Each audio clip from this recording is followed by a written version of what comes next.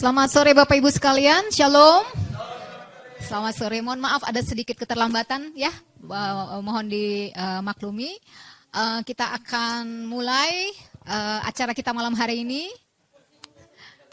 Puji nama Tuhan Bapak Ibu sekalian, bagaimana hari ini sehat? Bagaimana kabarnya, sehat? Wush, ada Pak Haji di sini. Puji Tuhan, kita bersyukur ya Bapak Ibu, seberapapun kita hadir pada malam hari ini, Tuhan yang sudah menyatakan kasih-Nya kepada kita. Bapak Ibu boleh datang ke tempat ini dengan, saya lihat dengan sukacita ya. Boleh Bapak Ibu menyampaikan senyum, coba kiri kanan coba disenyumin. Sukacita semua ya. Kita akan memulai saja ibadah kita pada malam hari ini. Kita akan belajar banyak tentang bagaimana kita menjadi pasangan yang mempunyai kasih yang tidak bersyarat ya Bapak Ibu. Nanti kita akan bahas secara detail. Baik, kita akan naikkan satu pujian. Saya undang Bapak Ibu sekalian untuk sama-sama bangkit berdiri. Kita mau nyatakan sukacita kita dengan pasangan kita, dengan teman-teman kita sebelah kanan dan sebelah kiri. Kita mau naikkan satu pujian, belum ada di layar. Berlimpah sukacita di hatiku.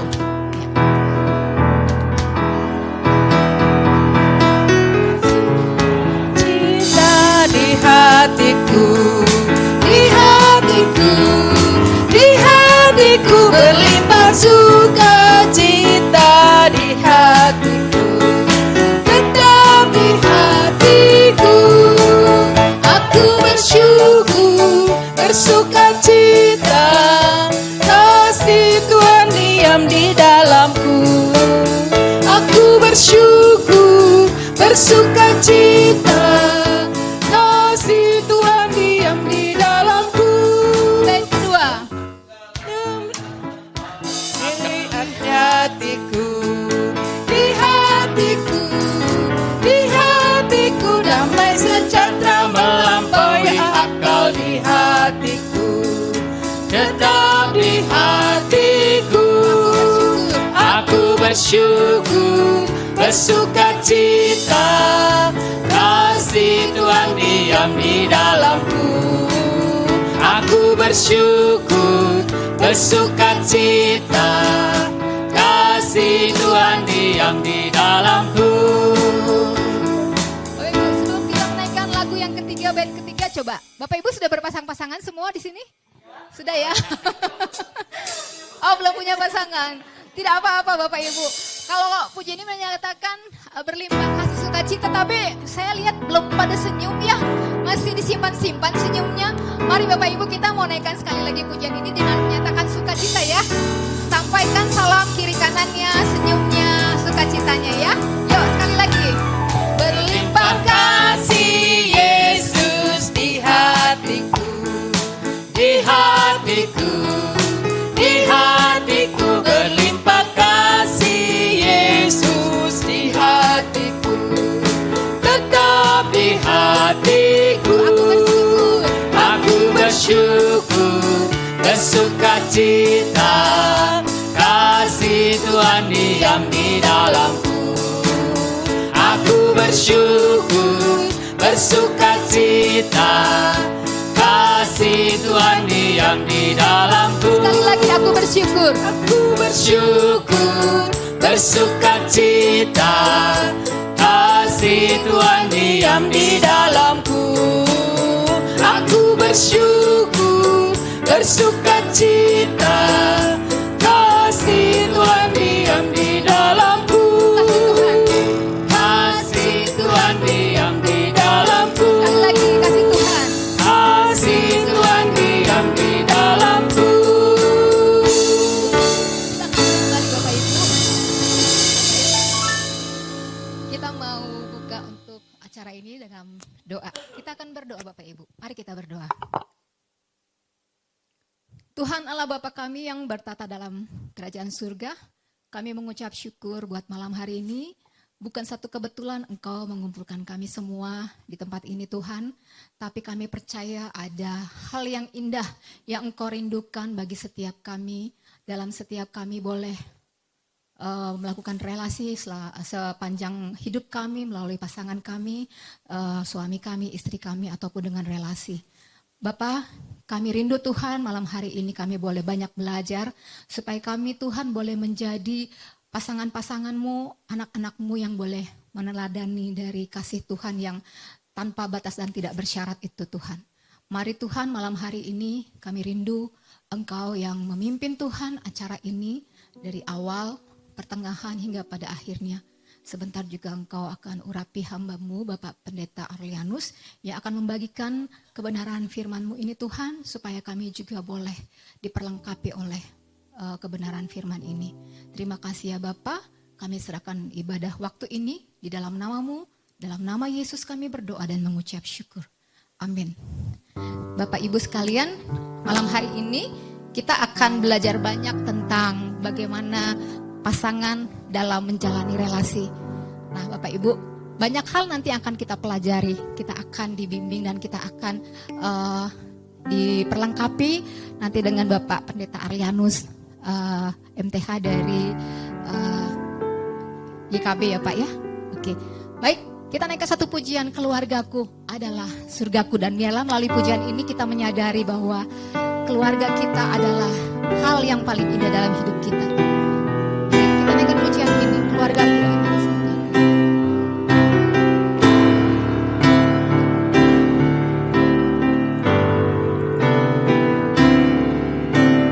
Aku dan seisi rumahku akan selalu menyembah-Mu, Tuhan dan Rajaku, di dalam kasih karunia-Mu, yang hidup saling melayani dan melayani-Mu.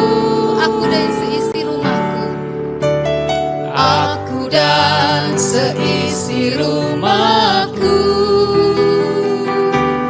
akan selalu menyembah-Mu, Tuhan dan Rajaku, di dalam kasih karunia-Mu, yang hidup saling melayani dan melayani-Mu. Bila Tuhan menjadi kepala rumah ini, maka berkat kehidupan tercurah selalu. Datanglah kerajaan-Mu, jadilah kehendak-Mu, ku alami setiap waktu. Keluargaku adalah sorgaku. kita mulaikan pujian ini dari awal dan kita menyadari bahwa Tuhan ini aku dan seisi rumahku datang untuk menyembah.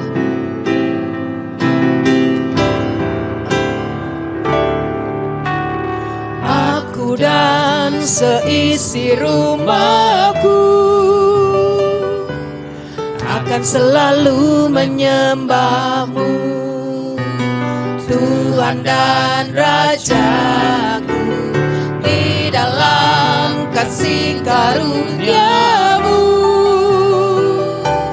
yang hidup saling melayani dan melayani-Mu. Bila Tuhan menjadi kepala rumah ini, maka berkat kehidupan tercurah selalu. Datanglah kerajaan-Mu, jadilah kehendak-Mu, ku alami setiap waktu.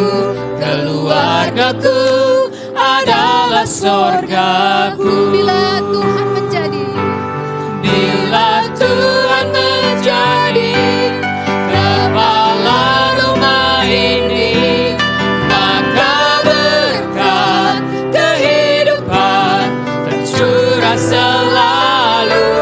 Datanglah kerajaan-Mu, jadilah kehendak-Mu, ku alami setiap waktu. adalah sorgaku. Keluargaku adalah sorgaku. Keluargaku adalah sorgaku. Keluargaku adalah sorgaku. Keluargaku adalah sorgaku.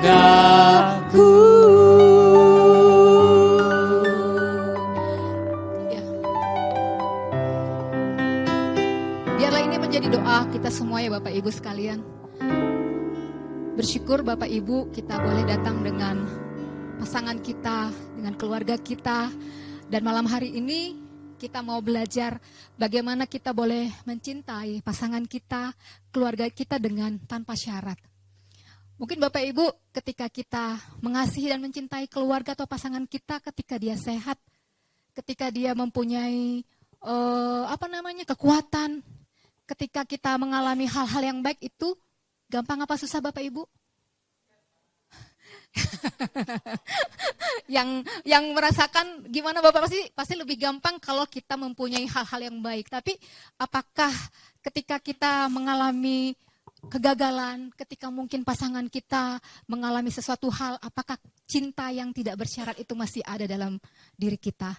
Nah, malam hari ini nanti Bapak Pendeta Arlianus akan membagikan ini kepada kita semua ya Bapak Ibu. Saya akan mengutip sedikit dari buku yang Bapak Arlianus karang ya. Jadi Bapak Ibu bahwa maaf ya Pak, bukan saya yang bicara ya Pak. Jadi maksudnya karya dari Bapak Arlianus begitu ya Pak, bukan mengarang ya Pak ya. Jadi mencintai sesungguhnya adalah menerima diri dari orang yang dicintai dan juga memberi diri kita sendiri apa adanya tanpa syarat. Nah, mungkin Bapak Ibu tahu siapa itu Khalil Gibran ya. Nah, ini juga Pak Arlianus juga mengutip dari Khalil Gibran mengatakan bahwa dari bukunya judulnya Sang Nabi, bahwa mencintai tanpa syarat itu tidak bisa dimengerti seperti membuat dua pulau menjadi satu daratan. Dua pulau disatukan menjadi daratan. Tetapi lebih mirip, dua buah pulau tetap berbeda tetapi pantai-pantainya itu dibasahi oleh air cinta yang sama. Nah, nanti bagaimana ini kok sepertinya puitis sekali, nanti Pak Arlianus yang akan membagikan bagi kita sekalian. Tapi pada intinya adalah bagaimana kita sebagai pasangan, sebagai keluarga bisa menerima dengan kasih yang tanpa syarat. Tentunya bagaimana, susah ya kayak, tapi tidak. Nanti kita belajar dari Pak Arlianus. Jadi Bapak Ibu, mari kita mau membuka hati kita malam hari ini selebar-lebarnya untuk kita belajar bagaimana kita mempunyai kasih yang tanpa syarat. Baik, saya serahkan kepada Pak Arlianus. Langsung mau.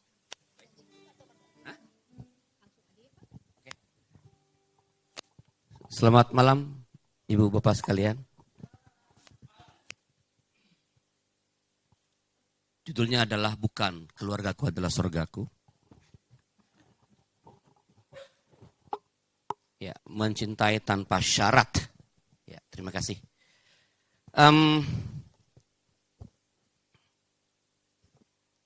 Ini para musisi senior turun malam ini.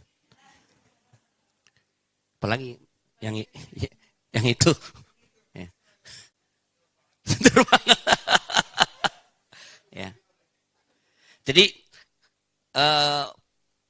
malam ini kan acaranya kalau menurut mana Marta? Dia lagi menyiapkan makanan. Yes. Hati-hati berantem dengan Maria nanti. Ya. Bedah buku ya. Ya. Jadi saya akan menjelaskan, memberi kisi-kisi tentang isi buku ini. Bagi yang ingin tahu lebih dalam silakan membaca. Ya. Ada Mencintai Tanpa Syarat. Ya. Ini adalah buku yang kedua dari rencana kami menerbitkan tiga buku tentang keluarga. Yang pertama adalah ini, Build Your Great Marriage. Ini buku yang pertama, dasar bagi fondasi pernikahan. Yang kedua adalah Mencintai Tanpa Syarat. Kami bilang sebagai pilar pernikahan. Ya, bisa di slide berikutnya supaya jangan terlalu lama orang baca nama saya di situ. Ya, ya. Dan buku yang ketiga rencananya tadinya adalah pagar perlindung pernikahan. Jadi keluarga itu, relasi itu harus ada pagarnya. Kalau nggak ada pagar terjadi kekacauan dalam keluarga. Jadi ada pagar-pagarnya. Kalau ada persoalan harus ada pagarnya. Pagar pertama, pagar kedua yang tidak boleh diseberangi. Ya. Buku yang ketiga ini sudah lama sekali manuskripnya ada di laptop tetapi belum sempat ada waktu untuk mengeditnya. Jadi nggak tahu kapan akan terbit. Ya. Nah, dengan mempelajari dan mendialog, kami sebut pilar. Mengapa? Karena ya, dengan mempelajari, mendialogkan dan merefleksikan materi yang ada dalam buku ini. Ya, ini saya bawa 5 buku. Yang pertama nanti diberikan kepada orang yang bertanya dengan benar dan baik. Marta menyediakan 3 buku. Juga katanya diberikan kepada yang bertanya. Kalau nggak ada yang bertanya, dijual kembali buku ini. Ya. Dengan mendialogkan yang ada di sini, karena ada dialog, ada pertanyaan reflektif dalam buku ini. Setiap babnya. Karena tujuannya adalah buku ini tujuannya percakapan-percakapan pasutri tanpa memerlukan seorang pembicara. Pertanyaannya adalah pertanyaan reflektif. Yang jawabannya pasti benar. Jawabannya pasti benar. Asal memahami pertanyaannya dengan baik. Ya. Karena ia adalah pertanyaan-pertanyaan reflektif. Ya. Jadi kalau kita mendialogkan itu, maka bangunan keluarga akan semakin kokoh. Ya. Tidak mudah digoyah oleh berbagai macam tantangan-tantangan yang saya kira semakin hari semakin kencang menerpa keluarga saat ini. Godaan-godaan ya, yang tak henti merongrong kehidupan keluarga. Kalau gereja tertentu mengatakan iblis itu memang senangnya menghancurkan keluarga. Ya. Supaya kita jangan nyalah-nyalahin iblis. Ya, memang godaan itu kan selalu ada di mana-mana. Ya. Dan itu yang sangat perlu kita waspadai. Kalau kita membahas mempercakapkan, ya, setiap pertanyaan-pertanyaan, jawaban pertanyaan ini, maka kita akan kuat menghadapi berbagai macam tantangan yang ada dalam keluarga. Itu kami sebut pilar. Kalau ini kan fondasi dasar. Tentang komunikasi, tentang macam-macam ada di sini. Buku ketiga ini adalah pagar perlindung. Kalau terjadi sesuatu, bagaimana melindungi keluarga. Bagaimana melindungi relasi, bagaimana melindungi hati kalau terjadi sesuatu dalam relasi suami istri. Oke. Nah, judulnya Mencintai Tanpa Syarat adalah ada dalam bagian pertama yang kami sebut sebagai pilar utama. Ya, keutamaan cinta. Next. Ya, next. Ya, mengapa ini utama? Karena kita tahu cinta itu adalah kata yang paling populer. Tidak ada kata yang dipakai di dunia ini melampaui pemakaian kata cinta. Atau kasih atau sayang. Ribuan buku, ribuan puisi, ribuan lagu dikompos tentang cinta. Mulai dari cinta yang sangat parah begitu. Ku bawa kau melayang tinggi dan ku jatuhkan ke bumi. Tahu lagu itu? Tahu. Umur kamu berapa sih? Ya. Ya. Sampai kepada cinta yang berkorban memberikan diri sampai yang tak bersyarat. Jadi ini adalah kata yang paling populer. Cinta adalah kebutuhan jiwa manusia yang bahkan seluruh makhluk. Tidak ada orang yang tidak ingin dicintai. Bahkan makhluk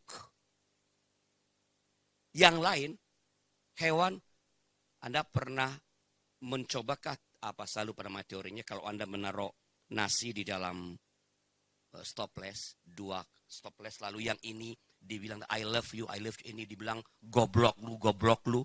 Yang dibilang goblok akan cepat membusuk.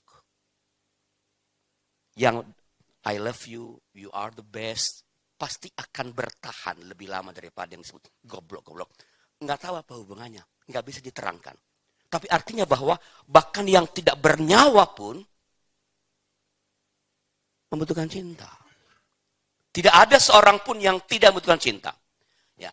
Dalam Alkitab, keutamaan cinta itu ada dalam Ulangan, ya. Engkau harus berulang-ulang ketika engkau berdiri, dan seterusnya.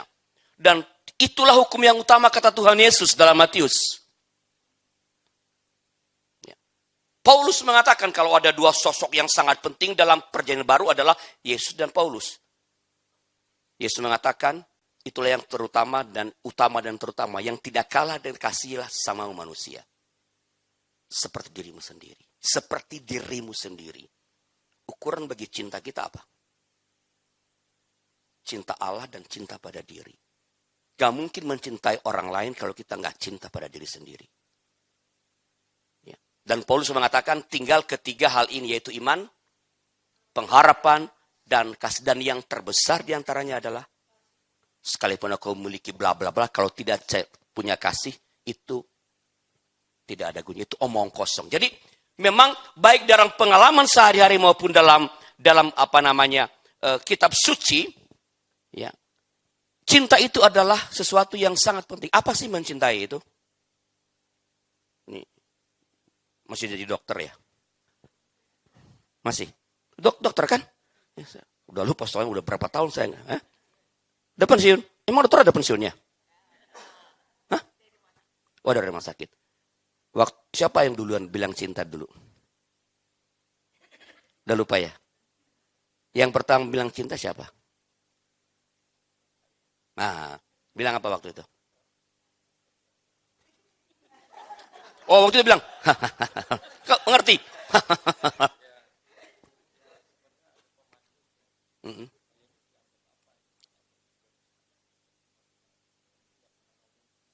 Belum pernah. Waktu itu lalu ngomong apa waktu itu? Saya cinta kamu. Ini betul itu ngomongnya dulu. Coba ngomong coba. Gimana waktu itu? Hah? Nggak wah ini ya nambahin. Itu wah ini ngomong sama siapa? Hah? Nggak sama tanya. Pak Yoce, tolong diperhatikan ini. Ke ini dia bilang apa tadi? Saya cinta kamu. Ada lagi wah ini kepada siapa dia bilang? Ketika ngomong saya cinta kamu itu yang dipikirkan apa? Ketika bilang saya cinta kamu yang dipikirkan apa? Kalau tadi kan saya makan, artinya apa makan? Ambil makanan, masukkan ke mulut, kunyah-kunyah, telan, makan. Kalau ambil makanan, masukkan ke mulut, keluarkan lagi, makan bukan? Bukan. Itu makan. Ketika bilang saya mencintaimu, yang dipikirkan apa? Nanti ke depan akan bersama. Bersama doang. Sebagai suami istri. Ya. Seperti apa suami istri itu?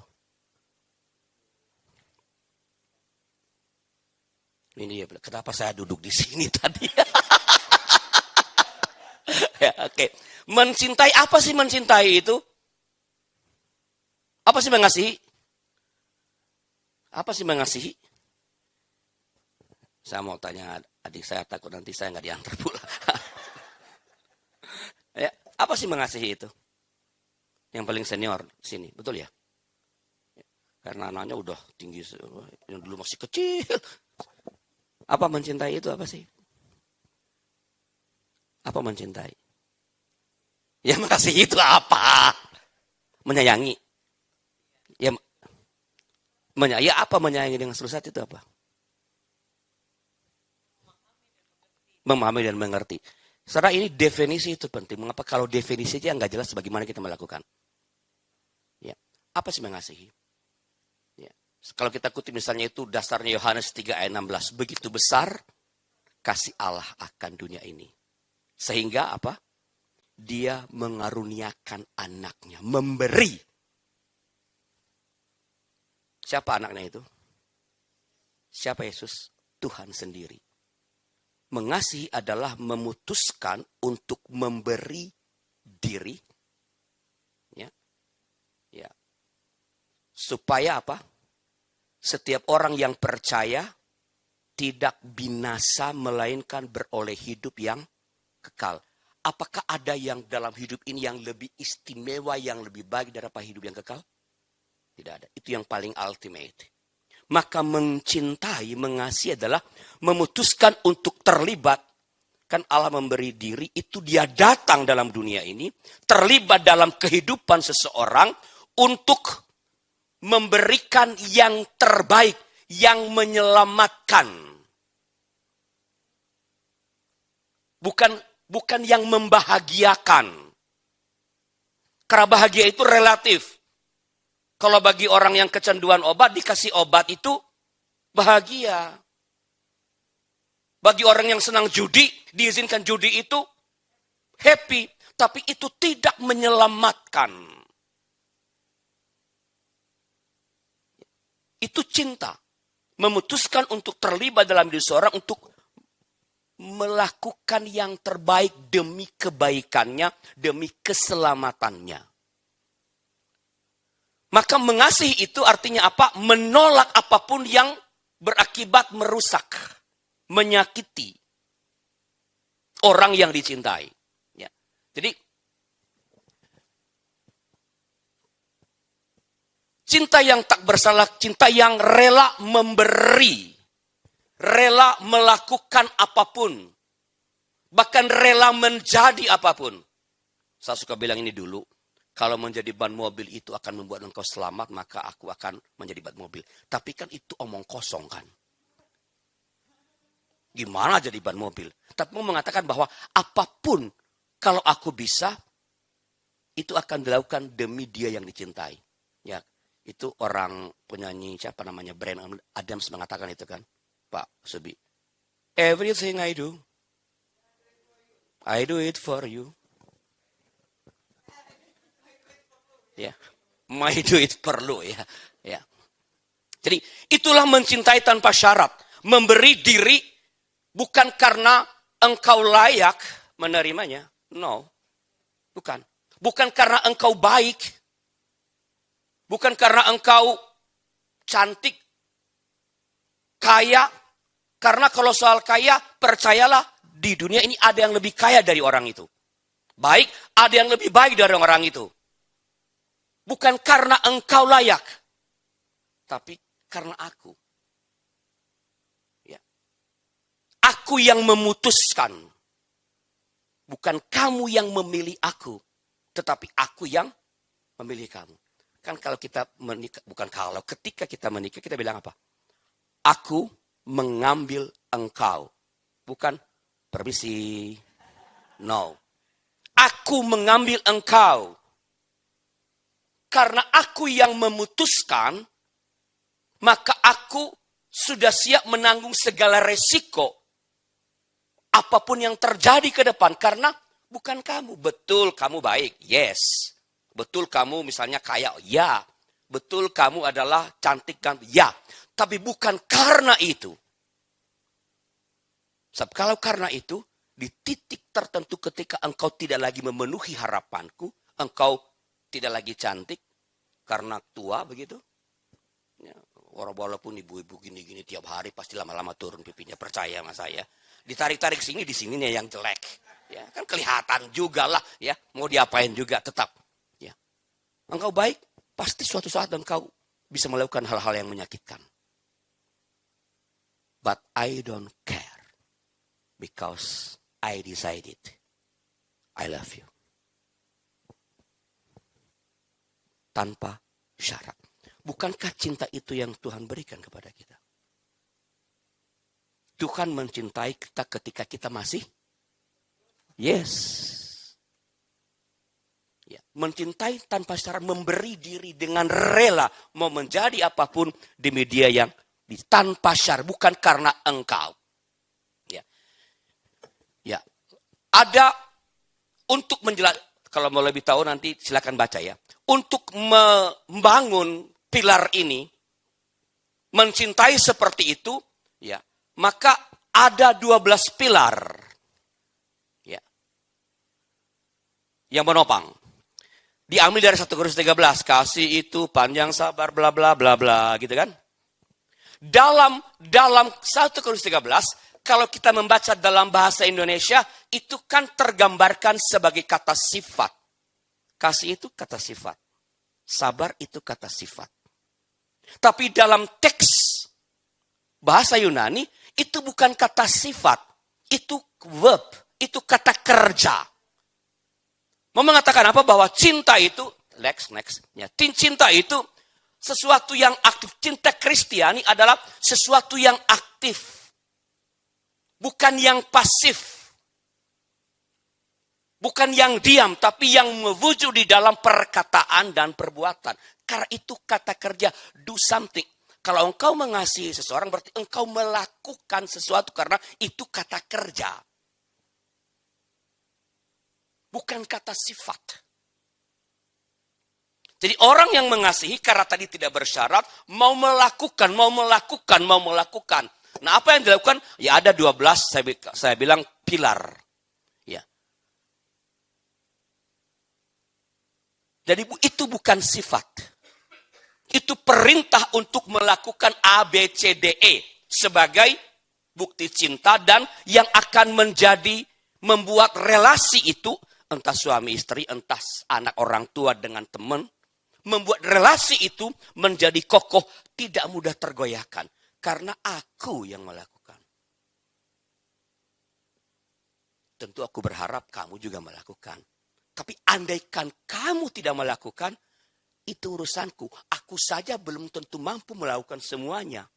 Bagaimana aku menuntut kamu supaya kamu melakukannya? Aku saja belum tentu bisa melakukan A, B, C, D, E ini. Lalu mengapa aku mesti menghabiskan energi untuk membuat kamu melakukannya? Lebih baik aku berkonsentrasi pada apa? Pada aku belajar melakukannya. Walaupun aku mungkin sekali-sekali, 2-3 kali saya gagal membuktikannya. Nah, apa pilar itu? Pilar yang pertama, ketekunan menghadapi hal yang menjengkelkan. Ya, next. Ya. Dari kata makro to me, ya, artinya apa? Kasih itu sabar. Apa arti kata sabar? Adalah penundaan, daya tahan dan kesabaran. Ya. Ya. Apa artinya ini? Tidak membiarkan sifat-sifat baik kita berubah jahat hanya karena orang lain, dia yang dikasihi, melakukan hal-hal yang mengecewakan. Emang lu aja yang bisa begitu? Itu bertentangan dengan ini. Kita tidak berubah jahat hanya karena dia yang kita cintai melakukan hal yang jahat.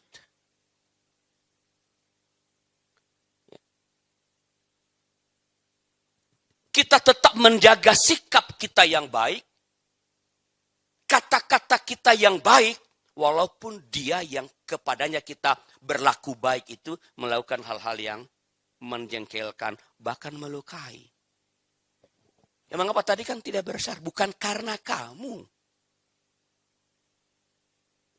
Dirimu adalah urusanmu, diriku adalah urusanku. Saya ulang lagi, mengurus diri sendiri aja belum tentu aku becus. Apalagi sekarang saya tambah mengurus dirimu juga supaya kamu begini, begitu, kamu begini, begitu. Ya. Next. Ya. Meskipun orang anggota keluarga itu, entah anak, orang tua, apalagi pasangan, melakukan hal-hal yang menjengkelkan. Dan ini sangat mungkin terjadi. Yang menyakiti, ini sangat mungkin terjadi. Aku tidak berubah. Mengapa? Karena aku mencintaimu. Ini, kalau pakai bahasa preman, ini gobloknya cinta Kristiani. Oleh pandangan dunia. Tapi itu luhurnya cinta. Karena di sini nggak ada transaksi. Bukan aku begini karena engkau begitu, bukan. Atau kalau engkau begitu. Ya, next. Mengendalikan balas dendam. Ya, next. Ya. Ketika orang yang dikasihi melakukan hal-hal yang menyakiti, sebenarnya secara spontan dalam diri kita ada keinginan untuk melakukan pembalasan.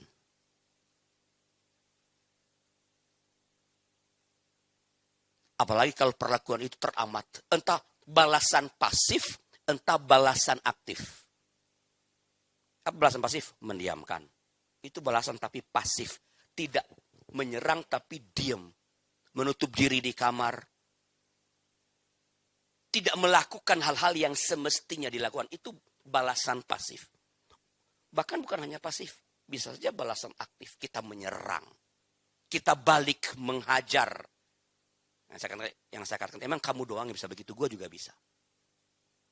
Nah, kesabaran di sini adalah mengendalikan keinginan membalas dendam itu ketika kesempatan itu ada.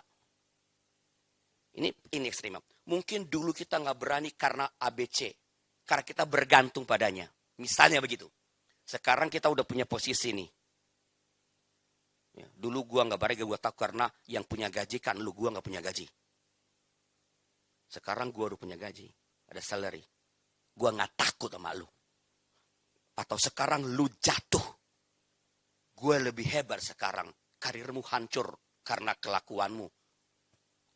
Lu nyakitin gue. Sekarang gue punya kesempatan untuk kick. Kesabaran adalah tidak memanfaatkan peluang yang ada itu. Ketika ada kesempatan untuk membalas, tidak dilakukan. Tapi ini bukan membiarkan hal yang salah. Bukan. Ya. Ini adalah dalam rangka memberikan kesempatan kepada yang berbuat salah itu untuk bertobat. Saudara-saudara, ketika seseorang melakukan kesalahan apalagi fatal, dan lebih kalau dalam relasi suami istri, yang paling punya kemampuan untuk mengubah keadaan bukan yang melukai, melainkan yang dilukai. Ya, Nowen, kalau siapa Nowen tanya Pak Yoce. Ya, itu tetangganya soalnya, Henry Nowen, ya, menulis buku berjudul Yang Terluka, Yang Menyembuhkan. Mengapa? Orang yang berbuat salah itu serba takut. Kalau begini takut dianggap pura-pura. Kalau dia baik, nanti dianggap menutupi sesuatu lagi nih supaya gak ketahuan. Dia tidak punya kekuatan moral. Karena orang ragu-ragu, takut yang ia kerjakan salah respons. Maka boleh jadi ketika berusaha memperbaiki diri, ia melakukan kembali hal yang keliru. Maka yang bisa untuk menarik dia adalah orang yang dilukai.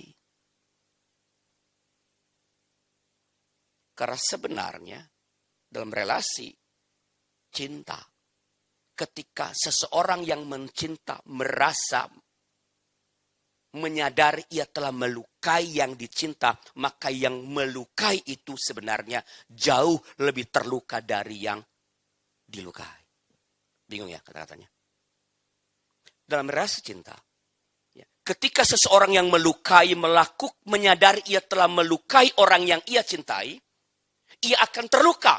Dan lukanya itu lebih dalam dari luka yang dialami oleh yang tadi dilukai. Maka yang paling punya chance, punya kesempatan untuk menolong ini adalah dia yang dilukai. Yang terluka, yang menyembuhkan. Next. Sekali kalau mau ini baca bukunya ya. Next, murah hati. Dari kata kres teutei.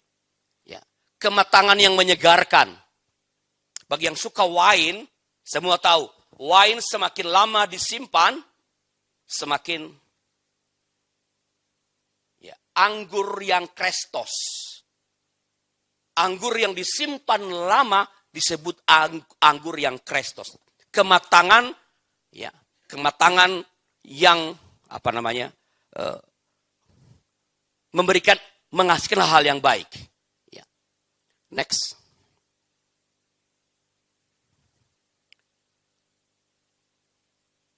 Ini adalah kematangan dalam merespons. Ya. Ketika ada persoalan dalam keluarga, orang yang murah hati akan merespons begitu rupa, sehingga responsnya itu menghasilkan perubahan dari dia yang melakukan kesalahan.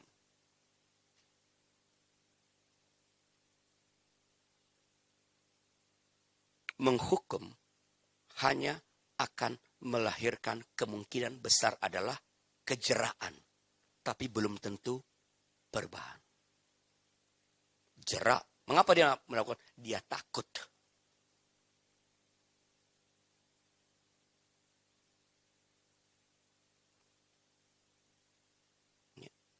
Misalnya contoh saya bilang adalah respon Yesus kepada perempuan berzina. Orang lain, dan memang itu hukumnya, kalau berzina diapain? Lempar. Yesus tidak melakukan apa-apa.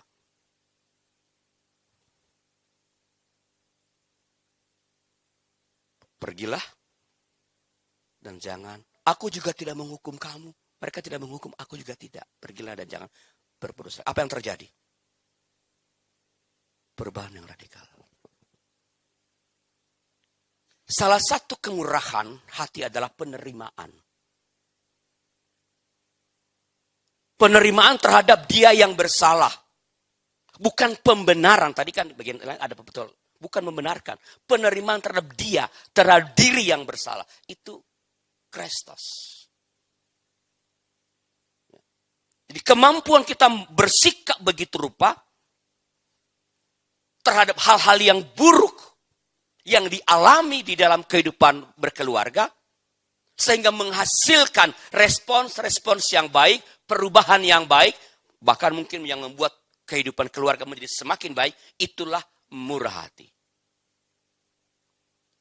Beda jauh ya dengan yang kita pahami sehari-hari ya, sama tadi dengan kata sabar. Ya. Next. Tidak cemburu. Ya, ini bukan soal bicara cemburu ketika pasangan kita, bukan ya. Ini bukan soal itu. Ya memang kalau cemburu itu ada cemburu yang membabi buta, ada cemburu yang konstruktif. Apa yang membabi buta itu? Setiap kali ketemu kita jadi jaksa atau polisi. Tadi lo sama siapa? Makan sama siapa? Kenapa sama dia? Emang ada orang lain di dunia ini? Makan di mana? Lu ngomong apa aja?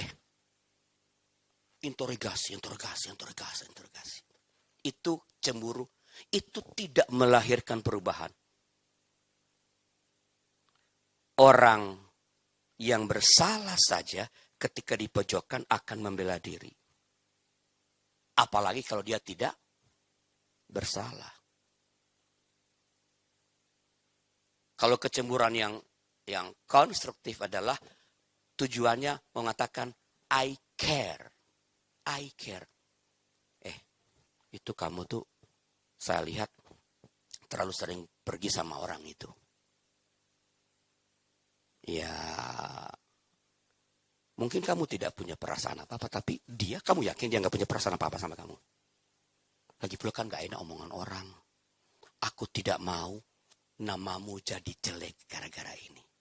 Please. Sebenarnya kalau mau buat bahasa gampang apa? Lu udah jangan ketemu dia lagi, udah hentikan. Blok semua. Itu sebenarnya yang mau dikatakan. Tapi kalau bilang blok, oke, emang gue bodoh. Gue cari cara lain.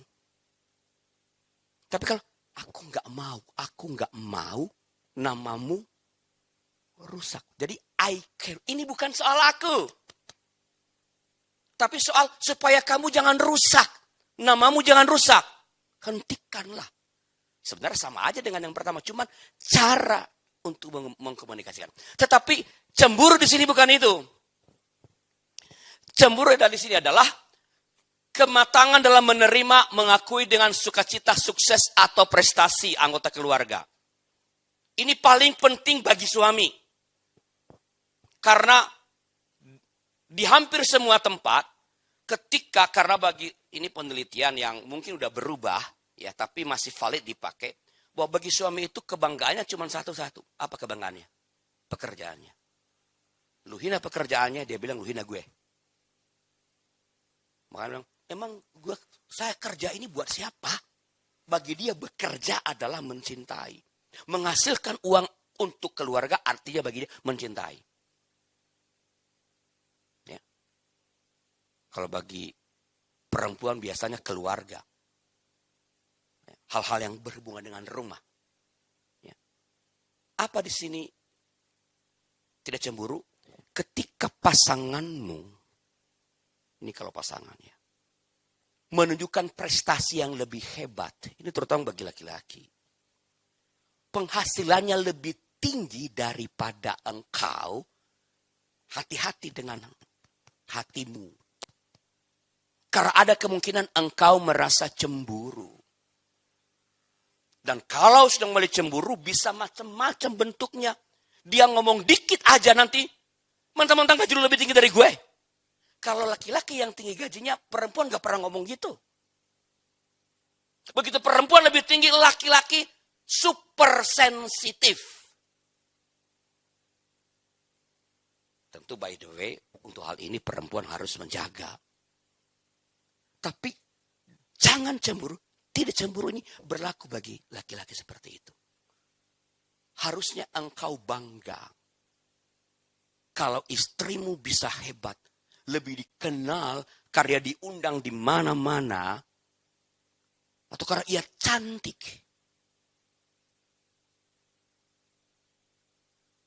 Tinggal lo bilang, ya dong, itu siapa suaminya? Gue. Siapa hebat sekali? Saya suaminya. Kamu boleh mengagumi dia dari jauh. Tapi dia adalah milikku. Dan aku adalah miliknya. Bangga. Tidak cemburu. Nah ini tidak mudah bagi laki-laki. Ya, kalau bilang mudah pasti bohong. Ya, next. Tidak memegahkan diri. Nah ini kebalikan dari yang tadi.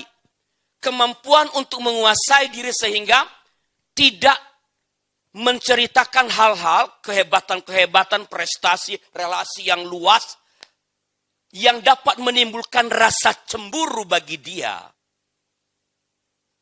Ya. Itu contohnya itu Yusuf tuh. Saya bermimpi. Emang kalau nggak lu ceritain, mimpi lu batal. Aku bermimpi, ada berkas ini, aku menceritakan kehebatan diri, prestasinya yang membuat orang lain, anak pasangannya atau adik atau kakaknya menjadi minder.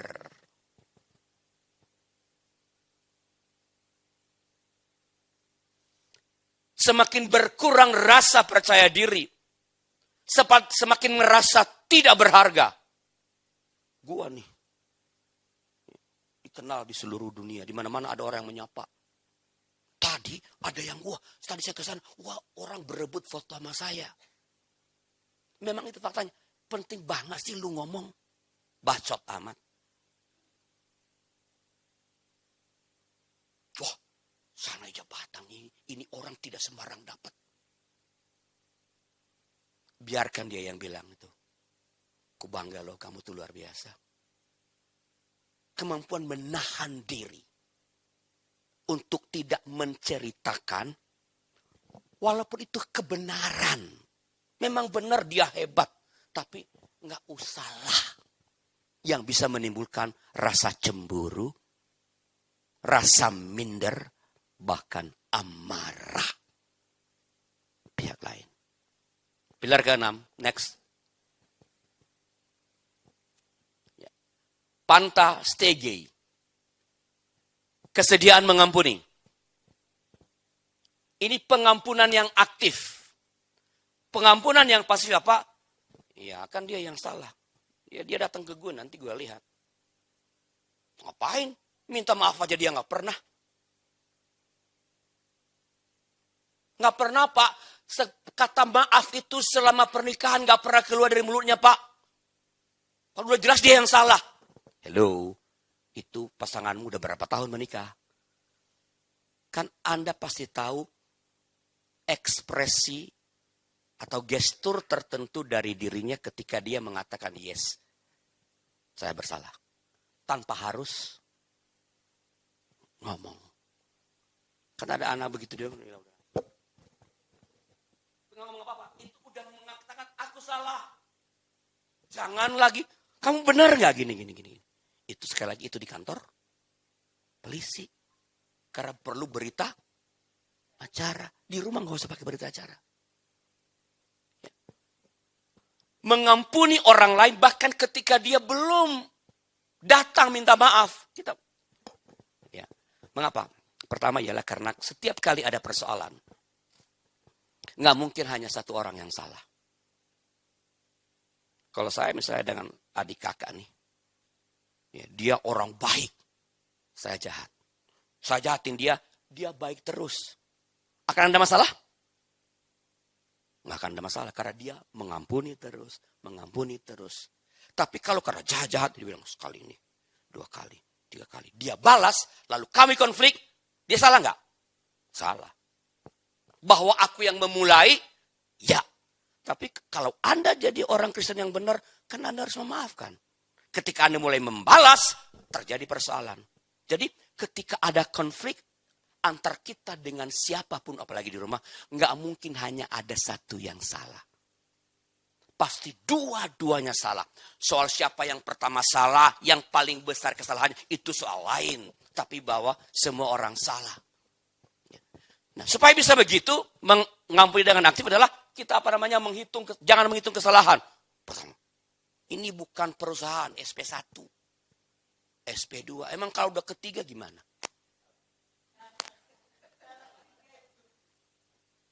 Nggak usah ngitung. Yang pertama ya, gue maafin lo.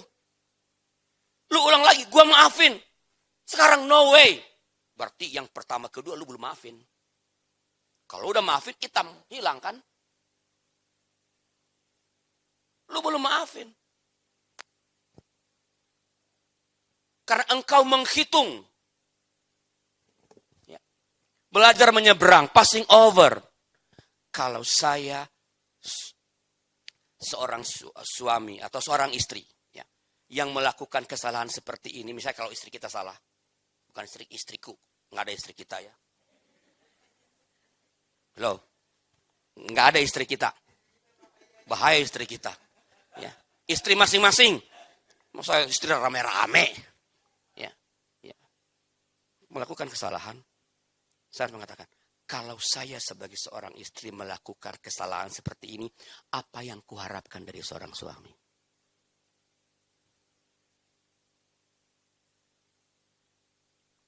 Kalau saya yang bersalah, ya, maka istri saya harus mengatakan, kalau saya menjadi seorang suami, apa yang akan saya harapkan dari, ya, istri yang seperti ini?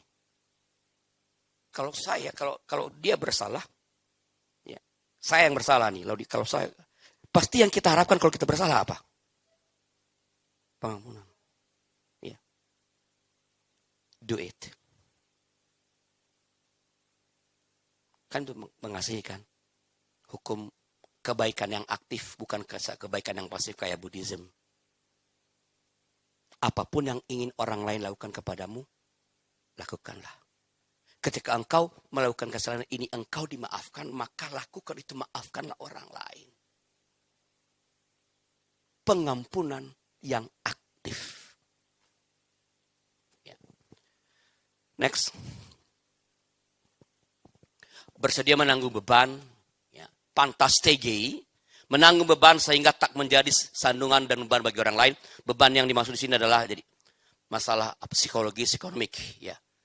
Jadi kalau ada persoalan yang muncul di tengah-tengah keluarga, siapapun yang bersalah, kita mau berbagi, ikut memikul. Itu relasi Ruth dengan Naomi, itu dua-duanya mau memikul.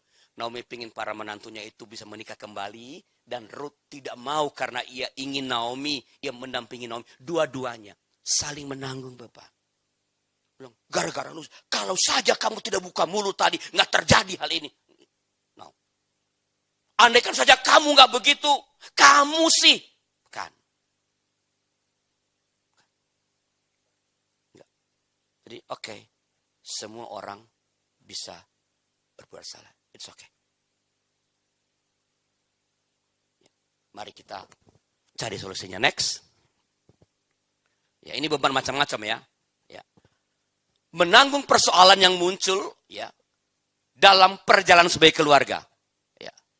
Nah, supaya bisa aktif dalam menanggung beban, diperlukan kepekaan, ketekunan mengamati perubahan-perubahan. Jadi, sebenarnya kalau kita sebagai orang yang satu rumah, kita tahu kan, kapan anak, adik, kakak, orang tua, pasangan kita itu mengalami sesuatu yang tidak biasa. Wajahnya.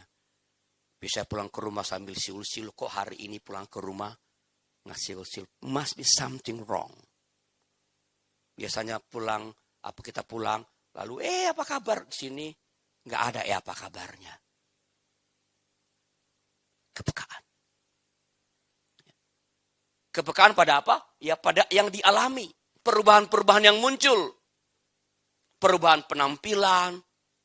Ini kalau di KDRT ini penting kalau antar sesama. Biasanya pakai baju lengan pendek. Kok hari ini, beberapa minggu ini pakai lengan panjang terus. Must be something wrong. Biasanya bajunya segini. Kok sekarang ditutup terus lehernya? Must be something wrong. Apa? Bekas cekikan. Kepekaan. Nah, sama kalau di rumah. Mengapa anak orang yang biasanya cerewet tiba-tiba diem? Pekat terhadap apa? Terhadap perubahan-perubahan. Penampilan, raut muka dan lain. Terus. Percaya segala sesuatu, pantapestio. Bertanya selalu apa? Terus menerus percaya.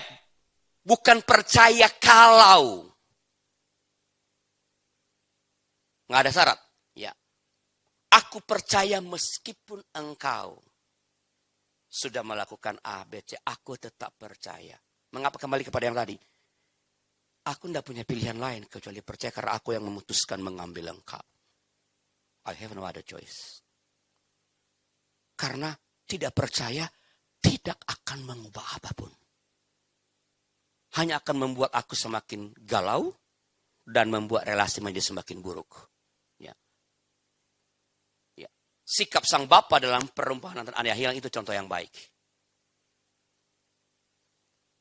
Itu anak udah kurang ajar banget. Ya. Kurang ajar banget. Tapi dia tetap percaya. Kita percaya. Ya. Next. Mengharapkan segala sesuatu, keyakinan yang teguh bahwa segala sesuatu dapat diatasi yang terekspresikan dalam perkataan-perkataan. Jadi kita mengatakan, don't worry. Semua orang pernah mengalami prahara. Percayalah, kita dapat menyelesaikannya. Percayalah, setiap persoalan pasti ada jalan keluarnya. Tuhan pasti menyediakan. Bahwa belum menemukannya, mari kita cari bersama. Buktinya apa? Ya saya tetap melakukan aktivitas sehari-hari. Meskipun ada persoalan yang luar biasa berat, entah relasi, entah masalah keuangan, aku tetap beraktivitas. Apa yang biasa aku kerjakan. Itu akan memberikan energi positif bagi anggota keluarga yang lain. Ya. Mengharapkan segala sesuatu. Everything will be okay. Ya. Percayalah. Kita punya Tuhan. Bahkan Tuhan kita adalah Tuhan yang selalu menyediakan apapun. Tinggal kita mencari. Bersama. Next. Sabar menanggung segala sesuatu. Ketidakbersunggutan dalam menghadapi hal berat. Tidak mengeluh ketika menjalani yang iya. Ya. Jadi ketika ada hal yang berat yang mendera kehidupan berkeluarga. Ya, kita tidak bersungut-sungut. Bersungut-sungut itu nggak akan mengubah apa-apa. Hanya akan membuat kita kehilangan daya kreatif untuk menemukan way out dari persoalan yang sedang kita hadapi. Ya. Jadi yang kita lakukan bukan pertanyaan, bukan mendahulukan. Mengapa? Mengapa begini? Mengapa? Tapi bagaimana menyelesaikan persoalan ini? How to solve? Ya. Emang kalau mengapa? Mengapa sampai ini tumpah? Nggak nolong apa-apa. Tapi bagaimana membersihkan lantai ini? Atau apa? Siapa yang melakukannya? Nggak penting. Setelah dibersihkan, nanti ada di TikTok itu anaknya ketika ngambil semangka, pernah nonton? Jadi suami istri pulang belanja, lalu setelah mereka masuk rumah, mereka beli semangka. Anaknya untuk mengambil, dia mau bawa ke dapur, tiba-tiba karena berat jatuh dan pecah. Tahu apa yang dilakukan oleh ayah dan ibunya? Mereka duduk. Wah, asik, ini kita langsung bisa makan semangkanya. Dan mereka makan. Kamu ayo, ayo, ayo, ayo. Dan mereka makan semangka yang pecah itu.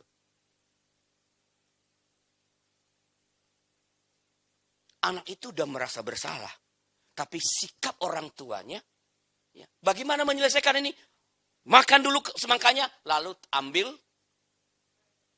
lapel untuk membersihkannya. Dan case close. Nggak usah ceramah kepada anak itu, dia mengatakan, ya, walaupun saya melakukan kekeliruan, papa mama tetap sayang. Itu melebihi, papa tuh sayang sama kamu. Melebihi. Ya. Jadi ikut menanggung, mencari solusi dari persoalan, bukannya lain. Ya, memang mungkin gara-gara dia nih. Ya. Dia investasinya ngawur, nggak nanya kita waktu invest. Taunya jeblok. Loh, ini kan uang pensiun. Oh, emeritus. Sekarang coba. Emang kalau bilang, lu sih, bakal kembali uang itu? Oke, gimana caranya? Oke. Gimana Pak? Oke. Kita ambil saja walaupun udah rugi banyak, atau kita yakin ini sahamnya akan naik lagi. Hanya pulsa. Oke, biarkan. Kita yakin, kita udah tanya nih, kita udah, ini bakal naik, udah kita biarkan. Bukan mengapa kamu menanam saham ke situ. Next. Nah, melayani ini adalah, ya, melayani sampai terasa sakit. Contoh yang paling bagus adalah kisah pengusiran Hagar. Menurut Anda siapa yang paling sakit di situ? Ketika Sarah bilang, usir, aku tidak mau ada Ismail, usir. Lalu Abraham karena mencintai istri dia usir Hagar, pergi. Siapa yang paling terluka? Hagar. Abraham. Dua-duanya mengalami apa? Mengalami pelayanan. Sarah mengalami pelayanan dalam mencukupkan kebutuhan psikologisnya. Dia merasa terancam oleh Hagar. Mengusir Hagar means Sarah sekarang aman. Tetapi Hagar mendapat pelayanan apa? Mendapat pembebasan sosiologis. Selagi ia berada di rumah itu, dia adalah budak yang bisa diinjak, bisa dibunuh kapan saja oleh Sarah. Itu hukumnya. Budak ya budak. Ketika dia menyuruh pergi, ia mengatakan, engkau mulai sekarang manusia bebas, merdeka. Emang itu kan Sarah kelewatan ya, dia yang nyuruh. Sekarang udah punya anak, lu usir. Itu kan anaknya Abraham, Ismail. Dan mungkin dia udah mengasihi Hagar. Pasti karena ia memberikan anak pada waktu itu. Ini ngomong soal khotbah besok nih yang saya debar panjang sama boksu itu. Terus masih panjang soal tema besok. Ya. Ya. Kalau saya khotbah besok, saya turun mimbar, saya bilang, Pak Yoce sini, gantiin ya. Ya. Pasti udah sayang. Anaknya gila mengusir anak sendiri. Yang ia tahu anak itu nggak melakukan kesalahan. Tapi Abraham menelan rasa sakit itu demi melayani baik Sarah maupun Hagar sekaligus. Ini yang tidak mudah. Next, terakhir, melindungi. Melindungi keselamatan fisik, perasaan, harga diri, dan ya tidak mempermalukan. Jadi jangan mempermalukan, menyebut-nyebut kelemahan, kekurangan pasanganmu di depan atau anakmu. Ini payah nih, matematikanya jelek. Itu nggak melindungi. Atau ketemu orang lain, wah mau kita bertamu, gila enak banget masak, siapa masak? Ya istri saya yang masak. Wah istri gua nggak pernah bisa masak kayak gini. Nggak melindungi.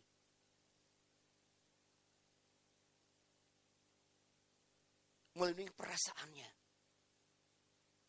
Tidak membeberkan kekurangan-kekurangan orang yang dicintai kepada orang lain. Pada saat